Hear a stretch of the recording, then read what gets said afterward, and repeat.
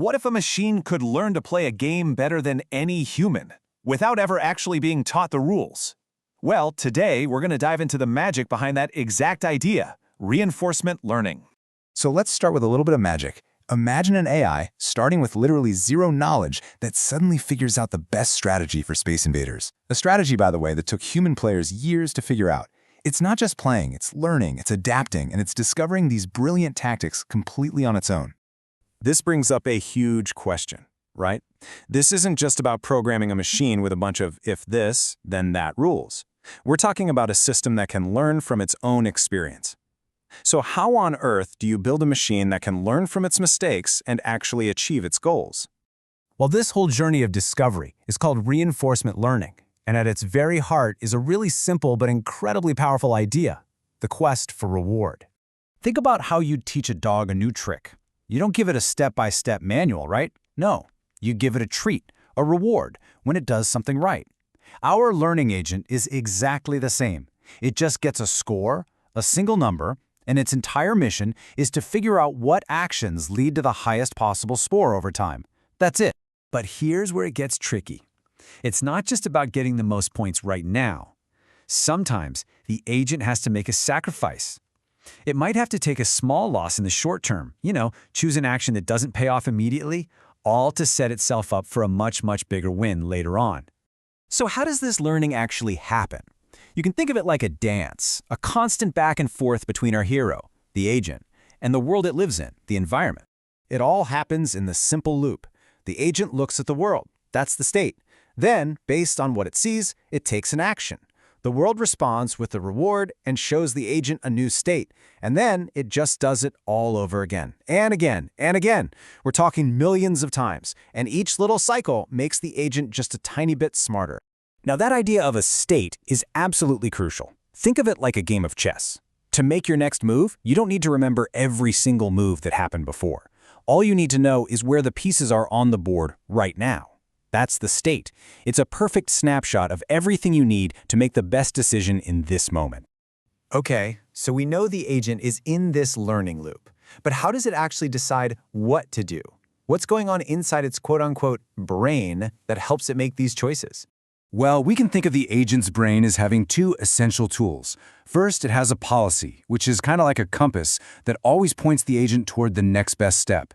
And second, it has a value function, which is more like a detailed treasure map, showing the agent where the real long-term gold is buried. The policy is basically the agent's strategy. It's a simple set of instructions. If you're here, go left. If you're over there, go up. It's the agent's playbook for navigating the world. But the value function, that's what makes the policy smart.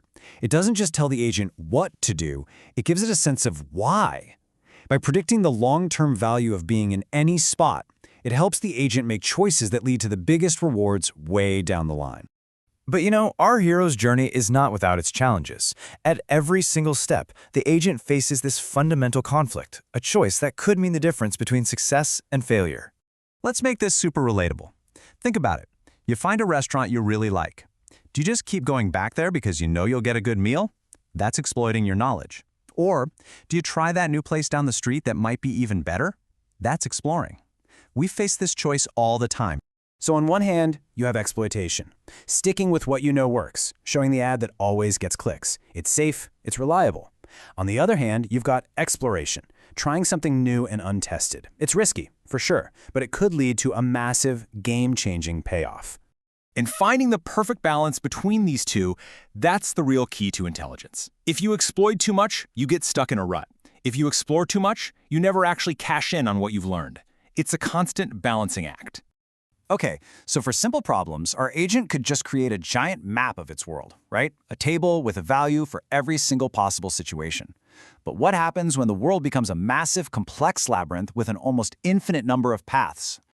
That value map, that treasure map we talked about, it's a powerful idea. But it has a huge, fatal flaw. In the real world, or even in a complex game, you can't possibly map out every single possibility. There are just too many. I mean, to put this in perspective, just look at the ancient game of Go. The number of possible board positions is 10 to the power of 170. That's a 1 with 170 zeros after it.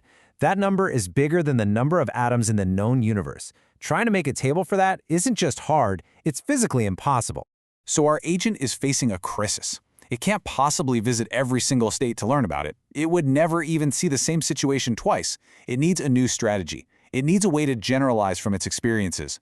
And this is where our agent gets its superpower. It's something called function approximation. Instead of memorizing every single detail of its world, it learns the underlying patterns. It's kind of like learning the rules of grammar instead of trying to memorize every sentence in the dictionary. And with this superpower, our agent can now look at a situation it has never ever seen before and still make an intelligent guess about what to do next. It can venture into the unknown, confident that it can learn, adapt, and ultimately handle the challenge. So let's just recap the whole journey, right? It all starts with a simple quest: get the most reward. The agent learns through a constant loop of acting and getting feedback. It's guided by its brain, a compass and a map. It's always facing that dilemma: explore or exploit. And finally, it gets a superpower, generalization, that lets it handle these incredibly complex worlds. The power of reinforcement learning is just immense. We can create agents that learn to do almost anything. But that power comes with a huge responsibility, because the agent will always do exactly what we design its reward to be. So the real question isn't what the agent can learn, it's what we should be teaching it.